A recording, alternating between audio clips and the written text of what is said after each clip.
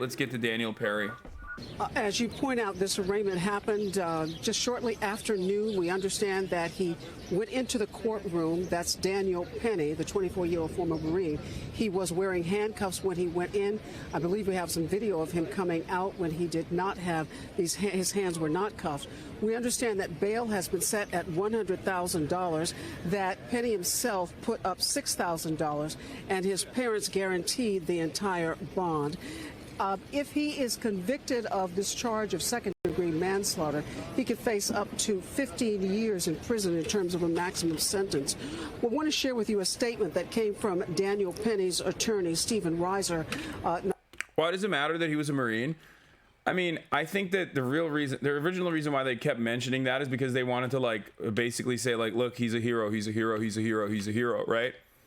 I think the other way to look at it is because he's, like, trained to kill. You know what I mean? Like, he killed this person, and one, he should have known better. He's, like, a trained person.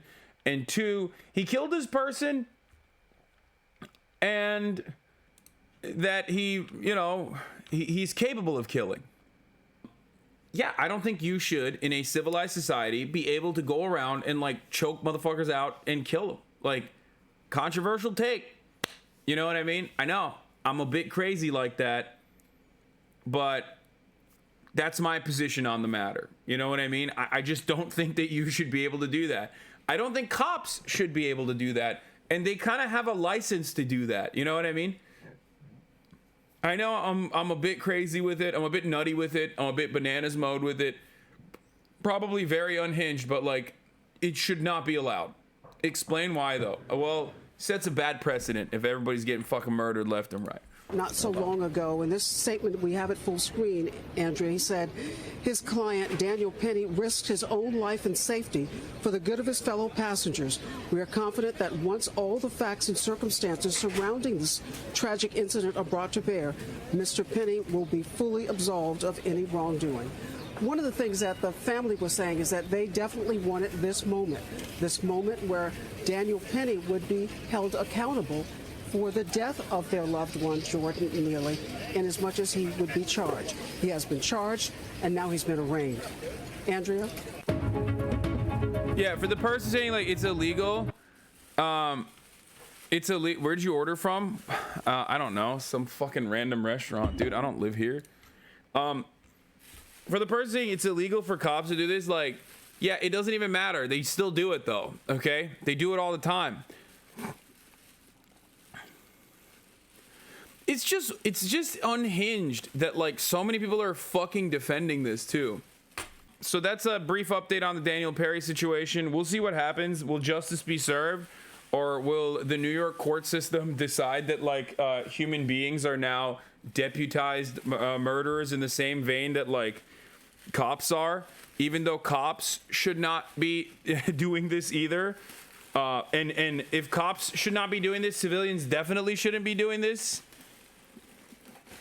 You know what I mean?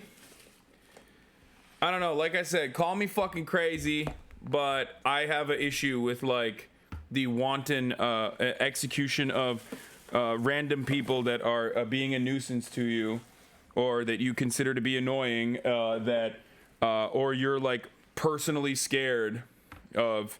Like, I don't think you should be able to do that. I mean, are there circumstances where it's valid?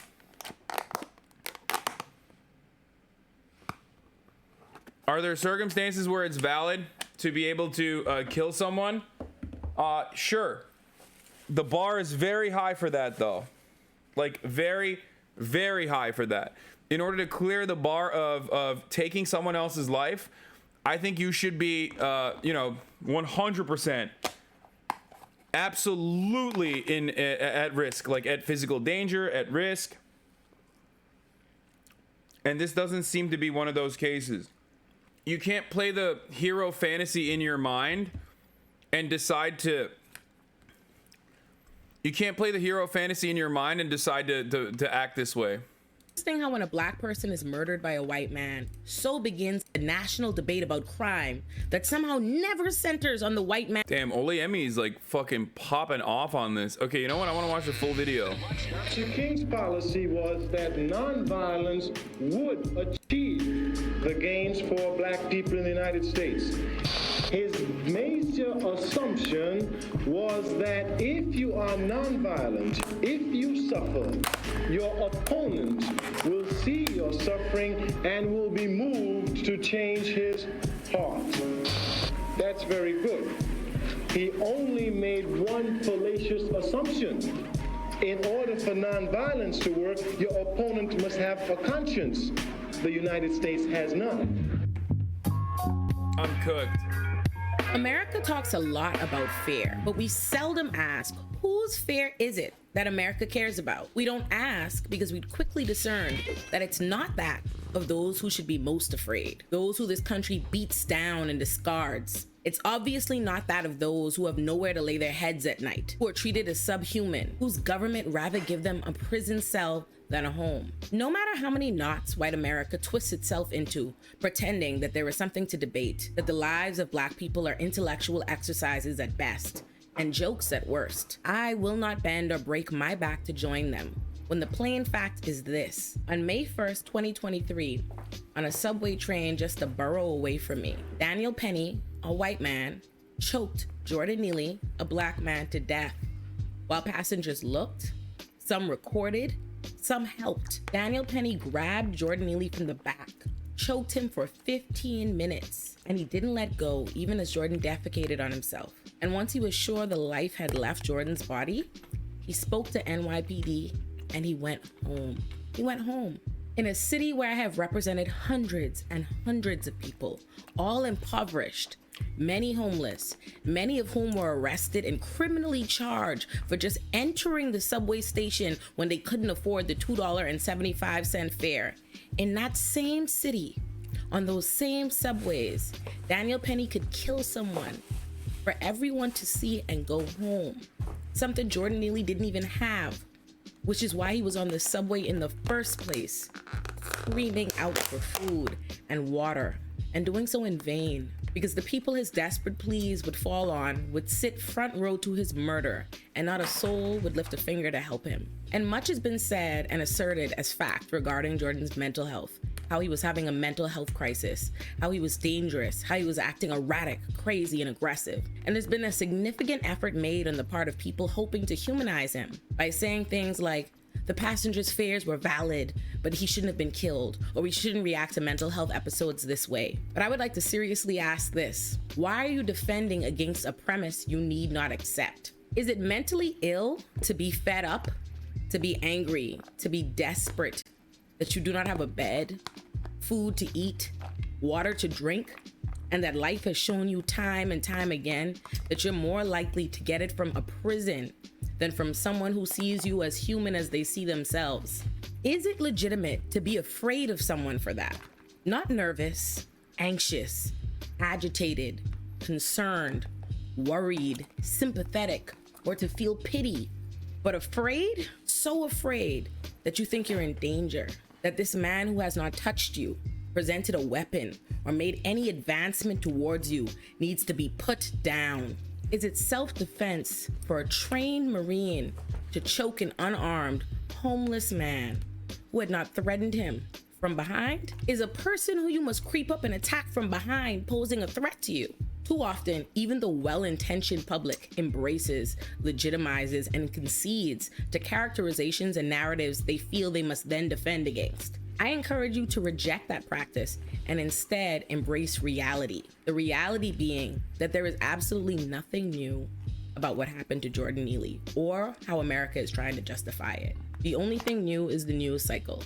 On December 22nd, 1984, 4 black teenage boys approached a white man on a subway in Manhattan and asked him to give them $5. That white man, a then 38-year-old Bernard Getz, pulled out an illegal handgun and shot each of the boys. They survived, but one suffered brain damage and was paralyzed for the remainder of his life. Yeah. One of the boys he shot testified in Getz's trial, and on the stand, he said He's going to be found not guilty anyway. I know what time it is. Not only was Gatz found not guilty when a Manhattan jury found that he, the 38-year-old man armed with an illegal gun, was right to fear for his life when 4 teenage black boys asked him for $5, that just their person presented enough of a threat that it was a proportionate action to shoot each and every one of those unarmed boys. It was he who should be afraid, not the black teenagers who live in a world where they could survive being shot by a vigilante and know with certainty that he will not be found guilty. But they knew that. They knew that because they'd already witnessed the press do to them what the press is doing now to Jordan Neely. They made Bernie Getz a symbol of white Americans' legitimate fear of crime in the city. Never mind the fact that the only person in the fact pattern who committed a crime was Bernie Getz. He received so much support he would eventually feel emboldened enough to run for mayor. It's interesting how when a black person is murdered by a white man, so begins a national debate about crime that somehow never centers on the white man who committed the crime or the crime he committed. Only the hypothetical crime the black person committed in the eyes of the white people who decided to kill them, and white America who can only see them as a defendant and never the victim. It was the same time then as it was today. I want us to imagine She's so that things fucking do not good. happen in a vacuum. That one thing. Olayemi is a public defender, by the way, so I mean she's incredible, but I did not know how good she was at making long form video. Holy fuck. I mean, this is incredible. She is really, really good. Ollurin Naughty is the name of the channel, is the name of her channel on YouTube. Happens as the result of another thing. America is a country that systemically dehumanizes, abuses, and incarcerates both black and homeless people, let alone those who occupy both groups. And New York City is quite literally one of the most expensive cities to live in the world. According to the New York Times, the average rent of an apartment in Manhattan is $4,975 a month. The average rent is $3,744 in Brooklyn. To rent an apartment, you need to make 4 times the rent and pay first month's rent, last month's rent, and security deposit.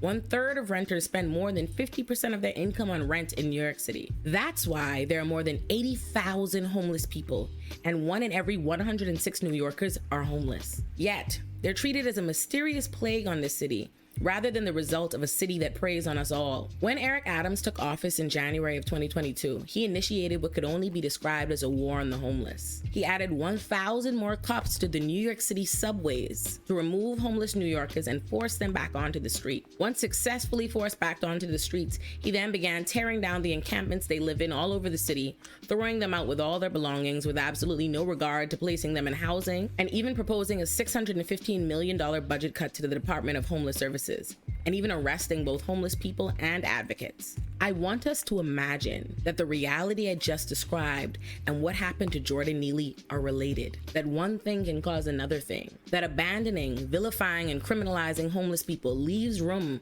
for others to do the same, and for an entire city and press to justify it. If you can imagine that, it shouldn't come as a surprise that in response to the murder of Jordan Neely, Governor Kathy Hochul said, quote, "People who are homeless in our subways, many of them in the throes of mental health episodes." And that's what I believe were some of the factors involved here. There's consequences for behavior. And Mayor Eric Adams refused to criticize Daniel Penny's decision to choke Jordan Neely to death. And he applauded NYPD after they beat and bloodied the New Yorkers who protested. In the world of the media, the name of the game is discourse and engagement. If something is news, they want as many people as possible talking about it, debating it. So facts are dismissed in favor of a million hypotheticals, devil's advocates, straw man arguments, anything to keep people pretending there is something of value in their opinion in a situation where there are facts. As a commentator, that formula is a particularly distressing one for me when a black person is killed by a police officer, a racist, or some other bigot, because I am asked to pretend that we haven't seen the event or America's heartless response to it before. But we have. Not only did Daniel Penny get to go home, he went to his bed knowing that not only had he killed a man, but that the press would protect his name, the killer's name, while enthusiastically— Yeah, they literally had his name and did not release it on purpose while talking about the fucking rap sheet and greatly embellishing the rap sheet of the victim. Please, let's take a breather and remember how fucking insane that is. Like, they kept saying 44 arrests, 44 arrests. It's like, oh yeah? So you're telling me this guy is a routine Like what? Molester? Has he been arrested for what? 44 times.